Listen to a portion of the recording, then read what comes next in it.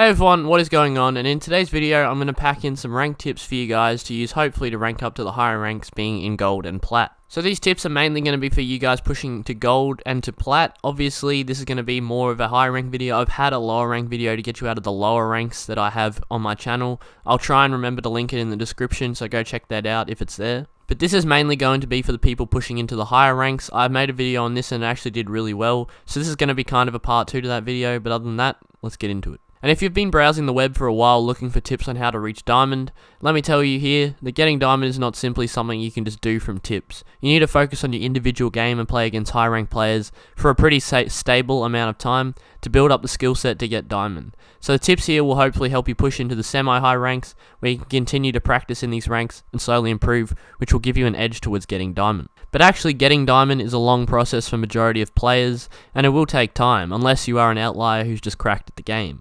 But other than that, I've made multiple videos on this topic helping you guys rank up in the past, and if you are interested in more videos and some more direct tips to get plat quickly or get out of low ranks, the links to those videos will be in the description. But other than that, let's get into some tips for you guys to get into the higher rank. So real quick before I get into anything, I'm just going to touch on aim. Aim is very important into getting to any high rank. You need to be able to hit your shots. If you cannot hit your shots, you're not going to be able to get anywhere past gold. I'd say gold is about where people start hitting majority of their shots, or at least your aim starts to improve a lot, and this video is here to help you guys get to these high ranks.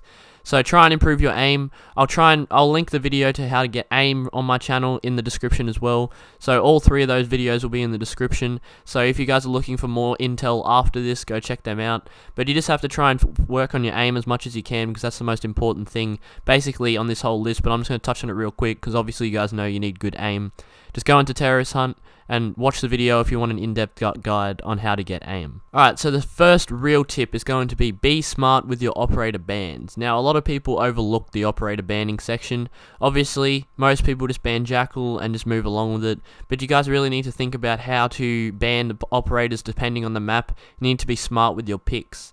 Obviously, it's depending on the map, and you just need to think about it. So obviously, if you're on a map, say, coastline, where people like to rappel, you may want to ban a Blackbeard. If you are playing somewhere where you need to ban a Thatcher, and just all of those certain instances. Always getting rid of Jackal, there's nothing wrong with that, but most of the time you want to ban the annoying operator if you are on the opposite side to what you are starting with, because most people ban to the side of what you start with. So if you're defending, you'll ban Thatcher just to get rid of him while you're defending first to get those easy early rounds. But if you get the defender sided ban and you're defending, then really that's where you get to choose the annoying operator to get rid of, like Echo, Cav, all that. There are plenty of guides on YouTube on how to ban smartly. I personally do not have one, but make sure to go check one of them out if you're looking for a more in-depth guide.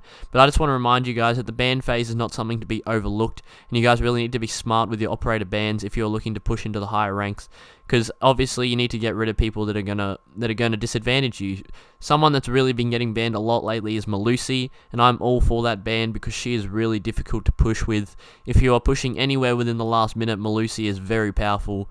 So yeah, that's just one of the people who've been getting banned a lot lately, and she's basically banned on every map now because no one wants to verse Malusi. But I think you guys get the overall gist of what I'm trying to say, and obviously go check out a video if you want to see more in-depth guide, but just think about your bans. Like, think about the examples I gave you and just kind of work around the maps. I can make an operator ban guide if you guys want, but there's probably better ones out on YouTube already. Now the next tip is going to be to find a smart team composition to play the map. Now obviously if you are solo queuing, this one is going to be very difficult for you, and that's going to lead into the next tip. I put this tip in every video. I'm not going to go over it yet, but it's find a team. But finding a smart team composition is definitely essential to winning some maps. So say you are pushing border armory lockers. If you want a more increased chance of actually winning that objective, you need a thermite. And with bringing a thermite, you need someone to get rid of bandits, and someone to counter bandit tricks. So someone that can go below, that is one option, say a Zofia and Ash, someone to go down into the bottom area and shoot out the bandits from below into armory. Or a Thatcher or a Twitch, but going below is much better to counter a bandit tricker, and bringing a Twitch or a Thatcher is better to just get rid of someone who puts their bandits down straight away. So really, it's just kind of you have to think about your team composition. So you need people sometimes on certain maps. It's not 100% necessary, but it's going to increase your chances of winning a lot, and you guys really need to think about your team composition when you pick operators.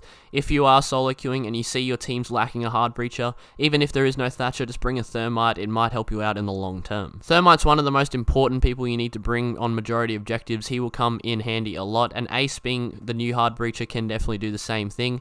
He's kind of just slower. Thermite's still the more go-to instant breacher, but obviously Ace and Abana are still very effective. Abana is definitely more effective for getting hatches, so bringing a Thatcher to counter a Cade and getting those hatches will work as well, but watch out for impact tricking, which is something that happens a bit in higher ranks. And yeah, all I'm just saying is just try and be smart with your operator picks. Not playing Ashe every round may work for you, but if you do notice that the team is lacking someone that may be necessary, just don't hesitate to play one operator and only play Ashe. Try and switch up your variety and help out the team in composition. It may pick you up the win. Now, the next tip I'm going to go over real quickly, but it's finding a team. Finding a team is very essential to pushing anywhere above gold.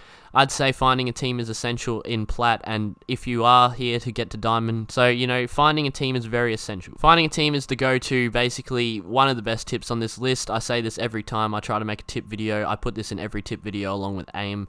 Finding a team is very essential. Now, I've said that multiple times because I'm trying to reinforce it. Now, the best way to find a team on Xbox, looking for posts, obviously just inviting your teammates, but do be weary with that, because obviously DDoSing is a problem, and if you don't carry your weight, sometimes your teammates have a little cry and DDoS you. I know, I don't join teammates parties because of that, but I'm lucky enough to have a team myself with people I can trust who won't DOS me. But that's me personally. Discord servers is definitely one of the best ways to find teammates, looking for posts, and yeah, those two are the best ways to find it. Inviting your teammates will hopefully find you teammates, but it is kind of risky because it may disconnect your internet. But if you find people who actually want to play and reach out themselves to play with you, then they're definitely interested in playing. That's why I'd recommend using Discord servers, looking for groups. Applications like Moot, I'm pretty sure they work pretty well. Now, I can give you one Discord server suggestion, which is my Discord. It has had a lot of people join recently because my other How to Get Plat video is going really well, and I said the same thing in that video.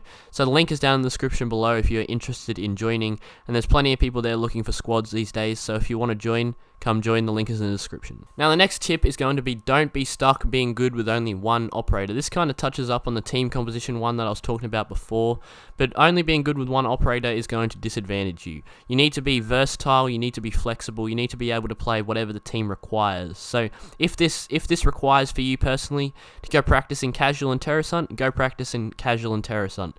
You definitely need to work on playing more than one operator. Obviously, it's good to have a main, someone you can rely on, and someone you know you can play good with. For me, that's Sophia, and on defense it's probably Bandit or Doc. But you need to be able to play anyone, really. I'm definitely happy to hop on a soft breacher, an anti-push like Nomad, a sledge for soft breaching, hard breaching Thermite. I'd like to be able to play anyone, so that if the team requires it, I'm there and I know how to control their weapons, and I'm not a complete useless pick for the team. If you are in a 5-stack and you have assigned roles, then obviously there's nothing wrong with you playing the same operator. If you are dedicated to being a fragger in your squad, then yeah, stick to Zofia, stick to your Ashe, do whatever, do your role in the team. But if you are playing with less than a 5-stack, you need to be flexible. This is also bringing up that bring a smart team composition point again, and you need to be just ready to pick whoever you need to get that win.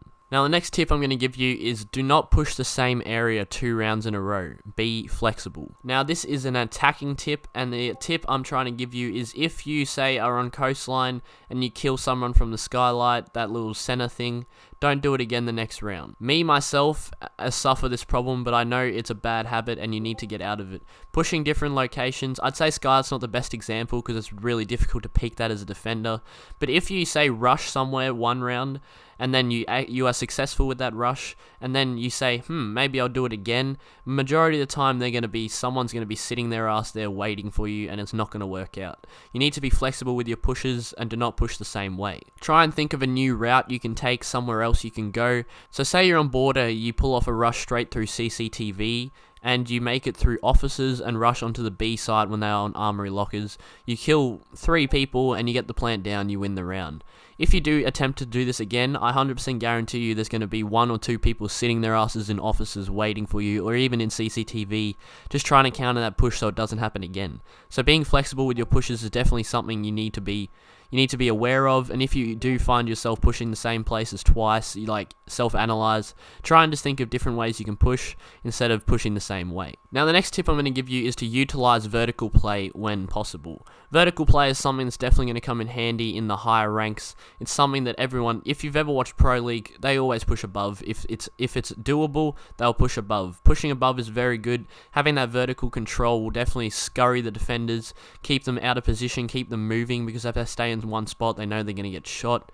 And having that vertical control is just going to completely disadvantage defenders, leaving them not being able to anchor, and they have to constantly be on the move. And that is where your attacking fraggers push in and hopefully pick up some kills. Buck is very useful for playing below as well if they're a central site, like they're a middle floor site and the floor is destructible. A prime example of this is Trophy on Chalet. A lot of people like to push that small garage underneath it and just destroy the floor.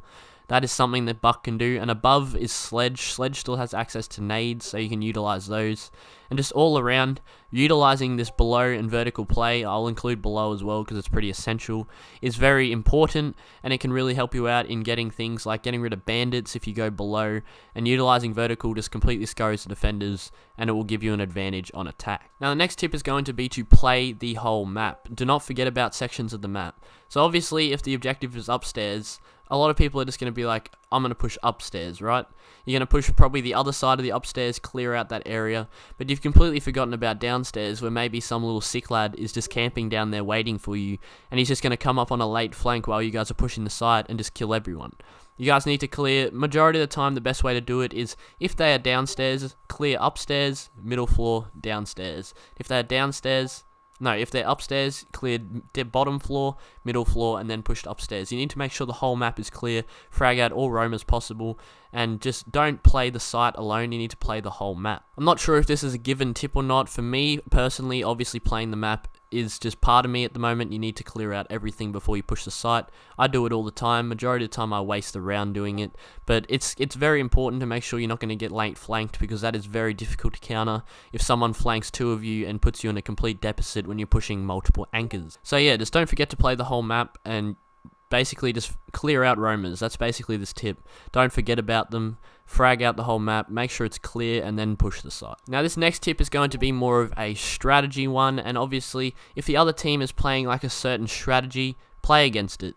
So if they are playing a hard roam, they have one anchor, 4 roamers, bring anti-anchor people, bring Jackal, bring fraggers, and even if they are playing 4 anchors, the probably best way to 4 roamers, sorry, the best way to do it is to be just to rush the site and just take the site, and then all the anchors have to come, all the roamers, sorry, have to come back to you, and then you guys just have site control. And if they're playing 4 anchors, 1 roamer, clear out the roamer and then just slowly push around, and they're going to be stuck in a small portion of the map with multiple people pushing from different angles, and that's going to completely disadvantage them. Most teams are going to play some sort of strategy. Obviously, they may think around it, but most teams, they're going to have a strat. So they're going to have 2 people anchoring, 3 people roaming, 3 people anchoring, 2 people roaming, and you just have to try and figure out what they're doing, and if they the best way to determine this is if they do something the first round and they do it again the second round, whether it's on the same objective or a different objective. If you can figure out what they're doing in terms of a strategy, majority of the time, if you are a team, you can play together to figure the strat out, and you're just going to completely run them over. This is very useful, and it's a great thing to utilize, and I definitely recommend all of you guys just try and think about this. Obviously, if they're not playing a strategy, they're just playing wacky. This will happen a lot in gold. Strategies kind of start to come out more in plat, but if you're in gold, it's going to be a little bit wacky. But just try and think. If they're doing something consistently, you kind of notice that they're doing something like that. Just think about it and try and play against that strategy, and hopefully it should get you better chances at winning. Now this next tip's kind of a given one, but if you pick a utility op, do not waste their gadget. So this is mainly like people like Thermite. I don't know, no other utility ops are coming to my head at the moment, but Thermite is the main one I think of. If you're playing Thermite, don't counter spawn peekers, don't rush sites, don't do anything skits. You're one of the most important people on the team when you're playing a Thermite. If you die early, you've just fucked over your team. That's basically the best way to put it. So you really need to secure yourself, play strategy, play slow until your team has secured an area, and then you can push in. Obviously, there's nothing wrong with going for a kill. If you feel confident in getting in a kill, go for the kill. I'm not going to stop you from getting that. But try to play less aggressive than you would if you were a Zofia or something, because Zofia's utility only benefits her. Your utility benefits the team. So if you're playing a team utility op, you need to save that utility. Do not waste it. Another example has just come to me is if you're playing Sledge. You're the reliant soft breacher. You need to destroy shit. You need to play above, and you get spawn peaked. So I know spawn peeking happens. There's nothing wrong with getting spawn peeked, but you just try to not get spawn peeked. Like if you're playing a utility op, don't even try and counter a spawn peeker. Just run the other way, because you need to save that utility and use it on the round so you can get that win. I know I've already said this, but I'm just going to quickly say it again. This is a team game. Get a team. Alright, so with saying that, we're moving on to the next one. Do not waste the round. Push quickly on attack. So this is an attacking tip, obviously, and it's mainly for the people who like to sit on their drones. And don't waste time on your drones. You need to get into the site as quickly as possible. Droning is essential. Do not forget to drone. Don't take that tip and just run around and never drone again. You need to drone, but you need to push quickly. Pushing quickly is really going to help you guys get more of an advantage on attack. If you can have the whole site cleared and you're on the floor of the objective with 1 minute left to go, your team is in a good position. Majority of the time, if you have the other floors cleared, you've probably got at least 1 or 2 frags on roamers. Your team may be down a person, your team may be down a few people, but you still have the time to push. Do not get yourself in a situation where you hear that 15-second warning and you just rush into a door and you get shot in the head. Majority of the time, you're not going to win those situations. You need to, if the situation comes where you have to push late, I understand. I'm not saying that people don't get into late round situations, but if you have the opportunity to get into that site, you see an open pathway while you're droning, but you don't want to risk it, you kind of just do have to risk it, because if you can take that push and get into site early, that's really going to help you win that round. So hopefully you guys understand what I'm trying to say. I'm just trying to say push as quickly as possible, because that's really going to help you out in the long term. And then when you are defending, if possible, make them waste time. Like if the other team hasn't done shit within the first 2 minutes, you've basically won. All you guys have to do is just, if someone's playing a late roam, have like 1-2 people playing a late roam, 3 people holding down the site, not letting them in, and you've basically won. Making the attackers waste time on defense is the best way to do it. The prime example of someone doing this is if someone's trying to push a hatch or something, and there's one roamer who like frags off one or just shoots at them, and then they're all worried about that one roamer and they just focus on him for the whole game, and then there's 30 seconds left and all of them are just like, well, we're out of time. So yeah, that's what I mean. Kind of make them waste time, because pushing late round is very difficult, especially in ranked, because you have to get a plant down, and if there's an echo sitting there, you're done. If there's a kid just waiting for you to start planting, you're done. Wasting time on defense is one of your best offensive strategies.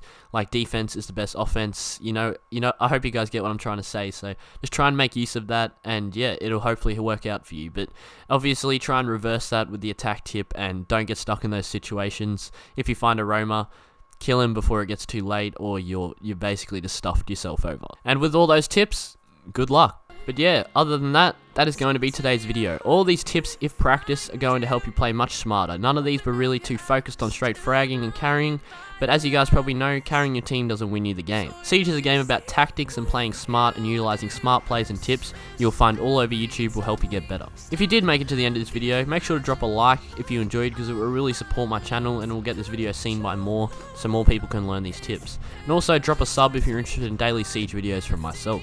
I also stream 6 days a week over on Twitch if you're interested in that. The link is in the description. My stream starts at 7:15 Australian Eastern Standard Time PM every day except Saturday. But other than that, I wish you all good luck, and I'll catch you guys later. Go get gold.